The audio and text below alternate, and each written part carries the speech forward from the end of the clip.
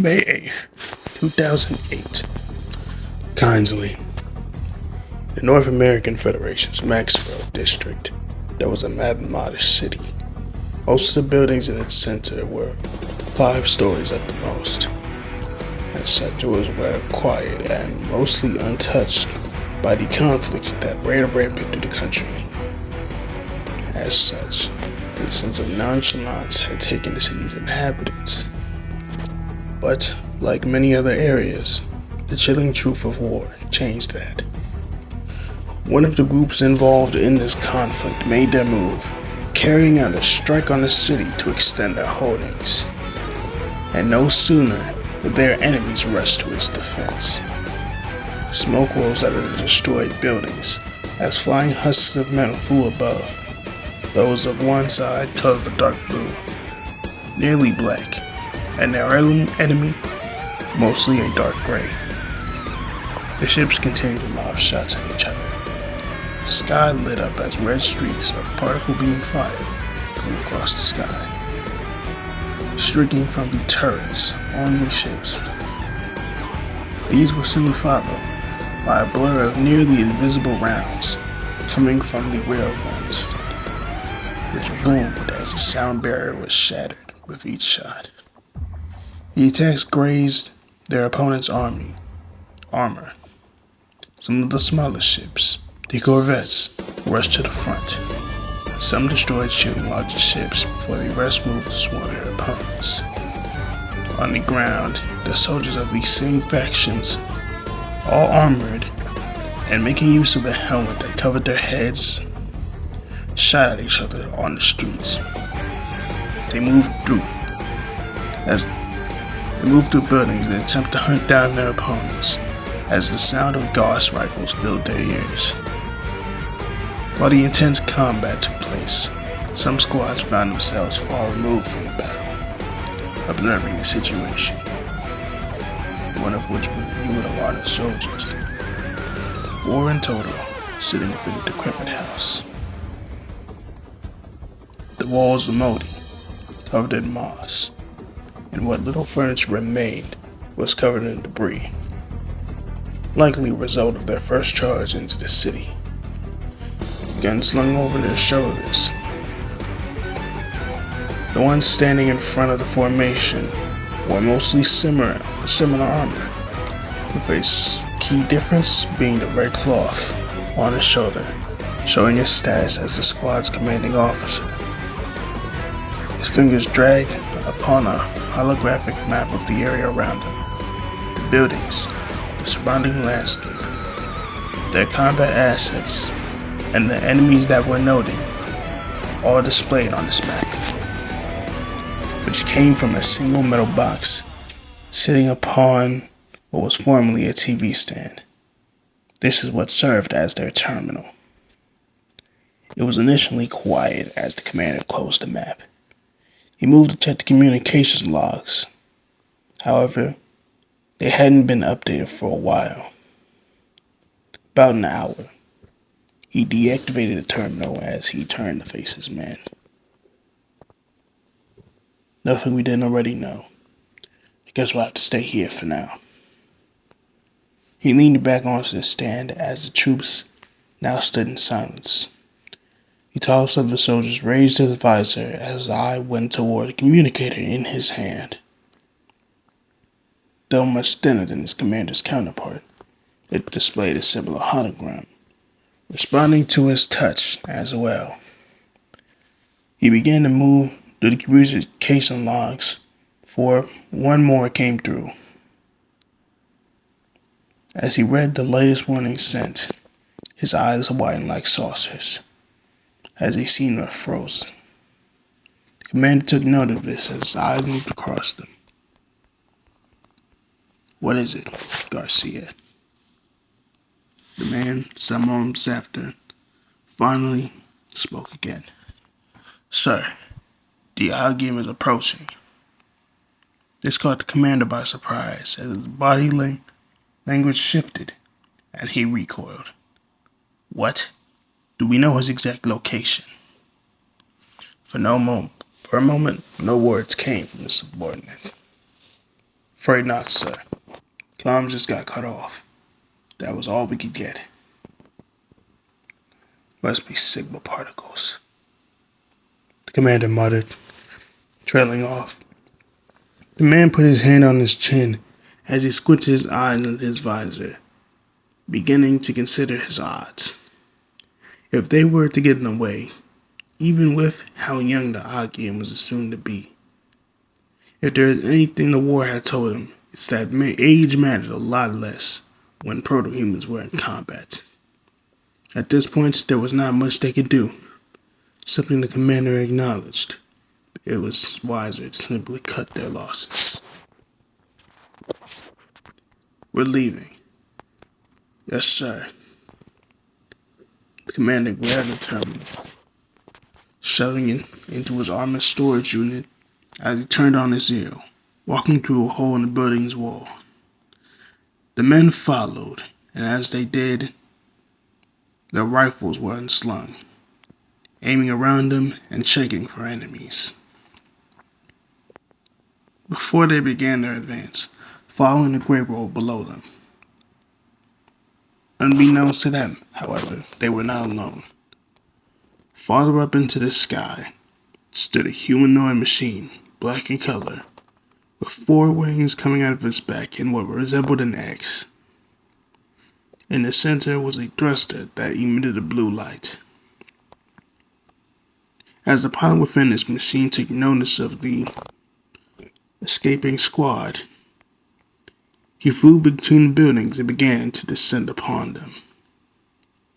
The troops, taking notice of the loud thrusters approaching, looked up. It was there that they saw the towering machine now landing in front of them. They were left silent as it arrived. The North American Federation's Hades model humanoid armor unit, or as it was more commonly referred to, an HAU. Damn Federation. Though they would begin an attempt to flee, it was useless. The Vulcan guns that lay within the machine's head fired at the fleeing troops. Within moments, they were mowed down by the gunfire. Their armor was torn apart, leaving only discarded limbs and fragments of blood and muscle, bone and muscle, and a bloody puddle.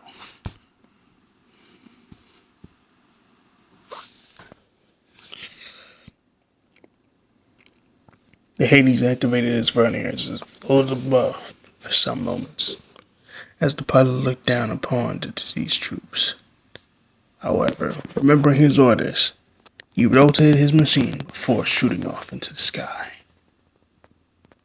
The battle did not stop within the limits of the town. In a forest nearby, squad upon squad of soldiers followed a hailstorm of rounds that would look to be a young child, given his height. His face was unseen, covered by a gray mask, and the rest of his body draped in a cloak. As he dashed through the trees, they simply continued firing, while he simply ran, undisturbed by the rounds. Instead of running or even dodging, he did the opposite, increasing his speed, now shooting across the ground.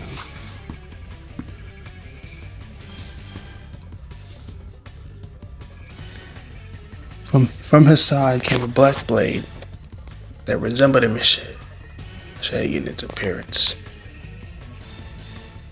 He soon began his attack as he got into range of these soldiers. He took swipe after swipe at the troops in front of him, cutting through armor, severing limbs, and even taking off many of their heads. The last soldier in the squad froze in fear and soon turned in his attempt to escape. However, the boy burst forward to follow him, cutting the man's body down the middle, with the halves falling on each side. Elsewhere, the other squad continued to fire as they backed away, but the boy wouldn't let them escape. He soon burst forward, and within moments, they were left in a bloody mess as well, in all but a few swipes. His eyes shot around as he looked for any remaining soldiers. To that end, he saw three, one wielding a blade that resembled a katana, another a nodachi, the last a longsword.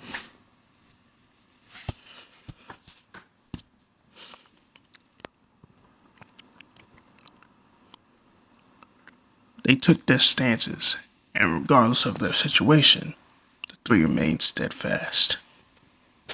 "We'll stop you here," as the man yelled. He continued his charge. But before they could even take a swipe, it was over. Soon enough, he had stopped behind him with his blade remaining in his hand. The cuts, like any other, showed their effects soon after. One cut from the waist down, the other beheaded, and the last cut down the middle. As the remains fell to the ground, it was only then that the boy sheathed his blade, looking over his shoulder at the troops.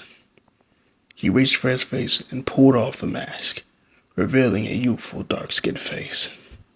He pulled his hood off, revealing a wild, unkempt afro. This boy marked Tides Corday at the age of 8. Though he was not known by this name, rather only the Agia, a title from his since-destroyed culture's religion. One that meant a revenge-seeking spirit. But he wasn't one to dwell upon things like that. Rather, the status of his enemies and the possibility of victory. He was silent as thoughts ran through his head. This is only getting worse by the second. There are too many enemies. I don't like my odds here. Artias bent his knees before he bounded upward, ascending past even the tallest trees around him, something that didn't go unnoticed by those on the ground. Looking up in surprise as arcs of electricity flew around the boy, even began spreading to the ground below. As many of the troops knew, that was a warning sign. They began scrambling to make their escape, but though he took notice, he said nothing about it. "I'll need to end this quickly." As he clenched his fists, he called the name of his attack. Shocking cannon. The arcs which once simply flickered now flew out, the constant streams ripping apart and scorching the trees. The men were not spared either, blown and killed back by the force of the electricity. Thrown back and killed by the force of the electricity. This mass death of the troops surrounding him did not go unnoticed. Finimenicaniscus Reich's forward base. That said a fair-skinned man. His head was covered in an officer's hat, with no hair visible, aside from the gray beard that covered his angular jaw. But aside from that, his most noticeable feature was the scowl on his face as he looked at the large table that displayed a holographic battle map, taking notice of what appeared on screen time and time again. Lost. The man, Colonel Schroeder, grunted in his frustration. Proto-human or not, losses to somebody that young? This is ridiculous. Cronenberg. Where are the Roten Diamond? The man mentioned the Americanisca's Major Cronenberg, a rather large man that towered over his superior, stepped forward. He was bald, with an expression that could only be described as blank, uncaring, which was strange for someone who'd see something like this happen. The massive loss of their own troops and assets, and what would follow after. The man stepped forward casually as he was called, stopping from the colonel's desk. They haven't arrived yet, sir. Scrolla's eyes went back to the battle map, taking note of the fact that these squads continued to drop like flies. He slammed his fist onto the table in his rage. Those 5. Always late, yet they demand more pay. The nerve. I'll take care of this myself. Scrolla swiftly stood up, the chair falling behind him as he did so. Keep our men back. Have whatever HAUs that aren't occupied lay suppressing fire. I want a missile volley on him now. Cronenberg saluted in response, exiting the room to carry out his orders. As Scrolla was left alone once more, he picked up the chair before sitting down at his desk once more. Proto-human or not, there's no way I'm letting some kid defeat me. Elsewhere, Tides stepped over the body of the Reich's deceased man, glancing around for any more enemies for quite a few moments, before his eyes darted to the ground.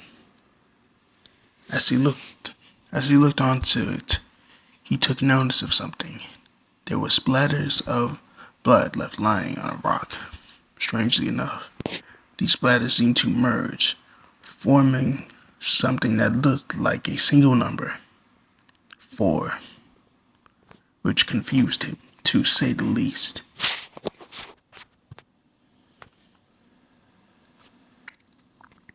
Blood on the battlefield is one thing, but this isn't normal. Tides kept his gaze on the numbers, unaware of what flew above him.